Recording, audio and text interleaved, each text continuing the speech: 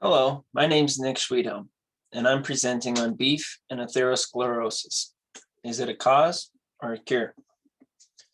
As a short disclaimer, this is not a peer-reviewed presentation.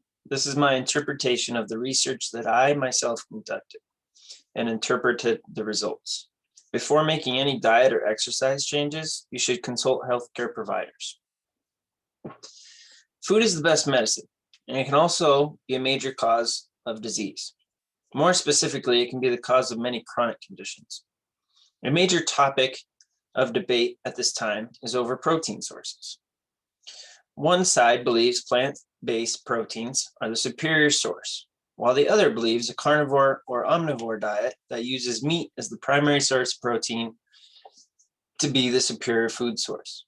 The purpose of this project is to understand atherosclerosis, compare systemic research, learn how dietary carbohydrates and fat affect the body, and walk through some real-world examples.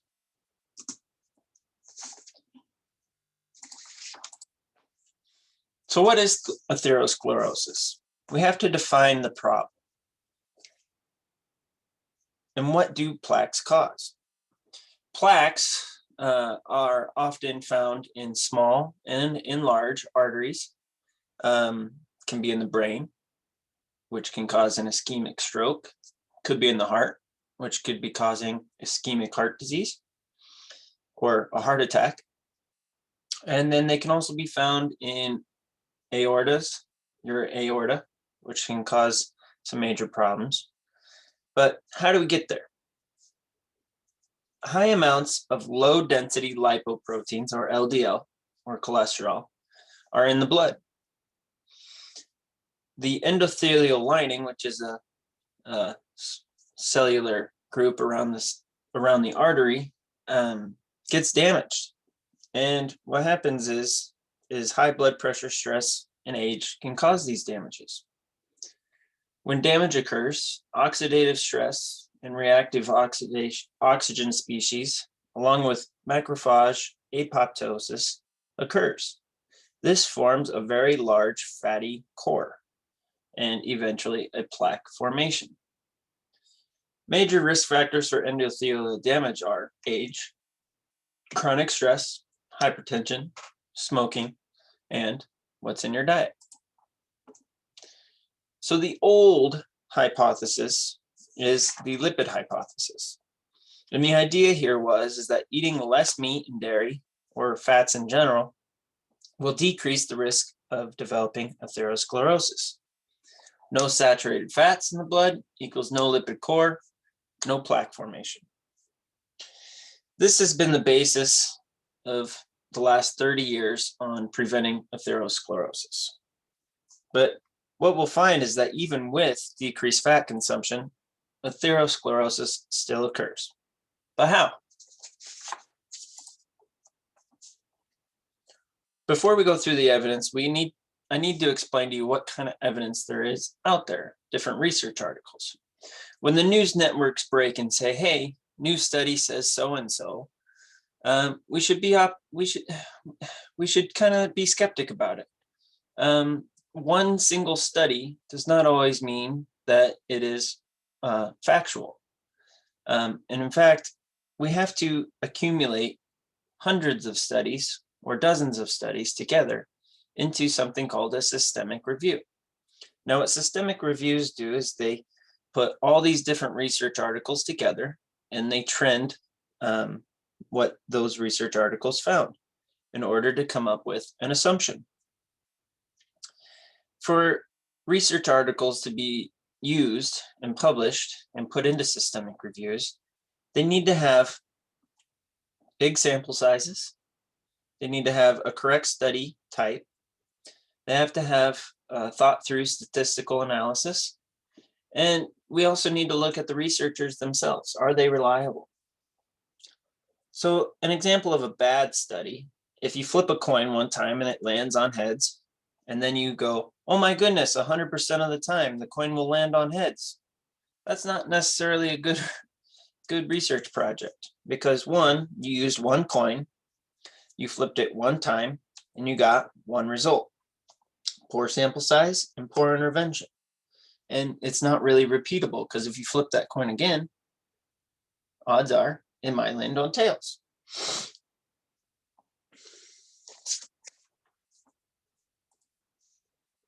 Let's look at our first article by the American Heart Association. They did a major systemic review of randomized trials, 36 studies in total, with 1,803 participants. What they found was that unprocessed red meat did not influence the increase in blood lipids and LDL, but it did increase triglycerides. They also compared red meat diets to vegetarian, vegan, and low carb. While unprocessed red meat does not increase lipids or LDL, it does not do anything to decrease them either.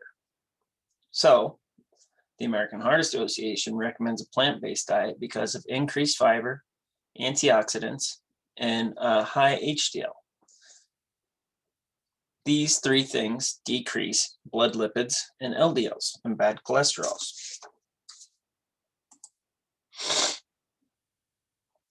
The Journal of the American College of Cardiology just recently came out in 2020 with their own study, systemic review. They used 126 different studies, one of which was called the PURE study, which had 135,000 participants over the course of several years. And these participants were living on 5 different continents. Very, very large study. What they found is that increasing your carbohydrates actually increases glucose intolerance, which then increases fat storage. Increased carbohydrates means increased lipogenesis, or the creation of fat, which increases palmitic acid, which is a major saturated fat. We'll talk more about palmitic acid here in a little bit. What they also found was that when you decrease the amount of carbohydrates in the diet, it actually leads to saturated fat being broken down for energy, or lipolysis. This decreases fat in the body. Eating unprocessed red meat, therefore, decreases atherosclerosis and diabetes, which we'll get to more on that later. They also wanted us to stay away from hydrogenated plant oils. So non-virgin olive oil is a form of hydrogenated oil. And then also processed meats were not good for us, and they increase atherosclerosis. So that's like your bolognas and hams and things that come in a package. So to elaborate, diets with increased carbohydrates above energy needs, therefore increase blood sugar, more energy than was needed, which increases insulin resistance, and the body needs to store that blood sugar somewhere, so it creates fat. The majority of that fat is palmitic acid. High palmitic acid in circulation increases LDL because it's a saturated fat. And then, while those are circulating, you get endothelial injury, oxidative stress, macrophage apoptosis, and fatty streaks, atherosclerosis, plaque formation, and eventually cardiovascular disease. So what is palmitic acid? Palmitic acid can come from all sorts of things in their diet. Plant-based and animal-based foods both carry palmitic acid. But the problem with palmitic acid is that it's actually the first saturated fat created with lipogenesis when we have too much blood sugar and the body needs to store it. And it also is the most prominent saturated fat found in the blood at 20 to 30%. Other research studies have also found that palmitic acid actually induces oxidative stress, increases mitochondrial dysfunction, and increases macrophage apoptosis. So it's the worst possible fat that we can have circulating in our blood if we want to prevent atherosclerosis.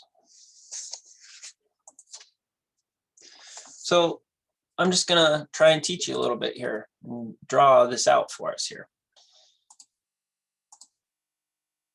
So first thing we're going to do, we're just going to draw. This is our blood supply. And what happens is let's say we eat a big meal. Let's say it's Christmas time. We ate a bunch of cookies. We ate meat. We ate plants. We ate everything. Our body actually breaks that down with our digestive system. And what comes across is fat, but also large amounts of carbohydrates in the form of glucose. So lots of sugar. So these are sugar molecules. So let's say increased BS, blood sugar. Okay. So what happens then is that blood sugar has to get into our cells. This is how we feed ourselves. Our cells are hungry. They want this blood sugar. But they can only take so much because we only have so much insulin. So insulin is then secreted by the pancreas.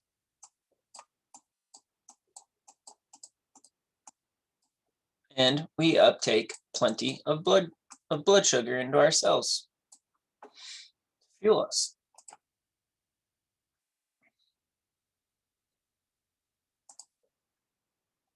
I gotta get my eraser.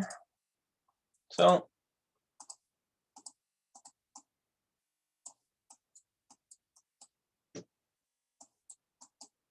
okay, so we used up, let's say, half the sugar. What happens then is that sugar then continues in circulation till it hits our liver. Liver goes, hold up, we have far too much sugar, and it starts producing fat from all this extra sugar in our diet. So it then stores the excess fat in the liver. It then sends these fat molecules out of the liver into circulation. And then what happens? We've got all of these carbohydrates that were then converted into palmitic acid and other saturated fats, and they're out in the bloodstream. What happens to them? Well, they leave. They get stored as adipose tissue or fat tissue. We'll just make a big glob of fat. Okay. Or they're circulating and we get endothelial injury. Because let's say our blood pressure went up to 180 over 110 because we're stressed. Stressed about our in-laws, we're stressed about life itself, we're stressed about paying bills, the cat, you name it. And so now we get this endothelial injury. And what is in high supply because we ate so many carbohydrates for Christmas, like Christmas dinner. We have all of these lipids in our body that started out as carbohydrates. And now we are forming a plaque.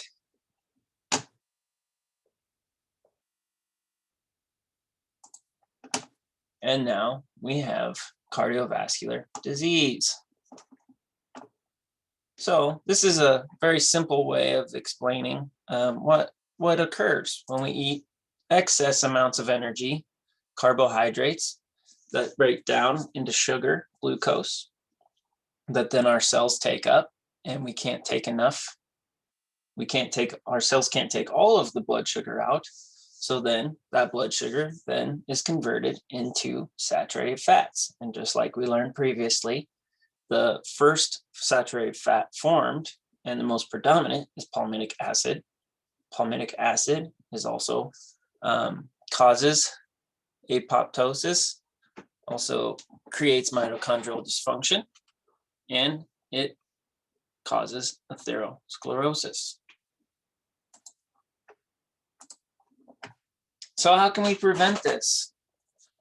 what are some things that we can do so that we can fix this? The rates of cardiovascular disease and chronic disease itself are rising in this country. What can we do? The number one solution is we need to decrease the amount of calories that we're consuming. If we decrease our amounts of calories to where like at or below what we need daily, we don't get all this extra blood glucose, and therefore we don't get all of it converted into saturated fats. So eat whole foods, unprocessed red meat, eggs, dairy, vegetables, fruits, and plant fats. We need to increase the amounts of the antioxidants, fiber, vitamins, minerals in our diet, and we need to eat to an energy level that suits our bodies. And one major thing that we can really do that will help us out a lot is understand your anthropometric data. So what is your height? What is your weight? What is your BMI? What is your muscle to fat ratio? And if you follow this link at myplate.gov, it'll actually, if you input all that data, it will actually tell you how many calories you should be eating a day.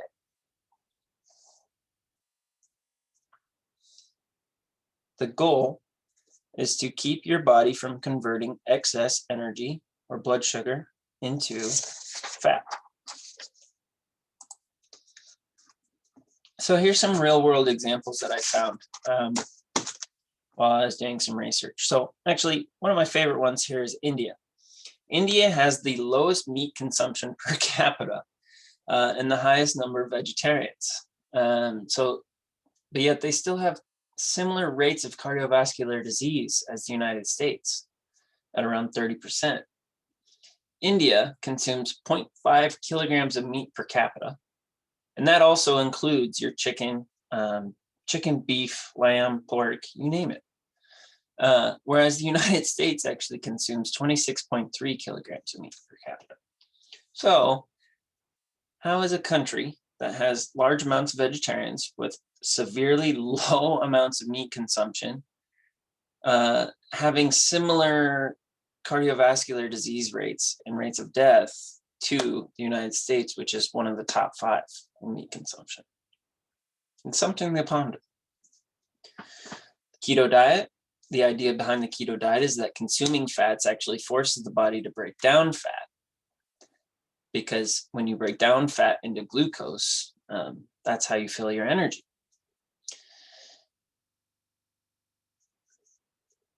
And then also intermittent fasting. If you fast for 16 to 24 hours, you actually deplete your blood glucose, and then your body begins breaking down fat and converting it into glucose. And one correlation that I found, it's important to differentiate correlation and causation, but it is a pretty good correlation. 1950s, 1960s, we actually saw the rise of the fast food industry and large chain grocery stores, processed foods. And now we're seeing these rates of growth of atherosclerosis. I'll leave you guys to think about that one.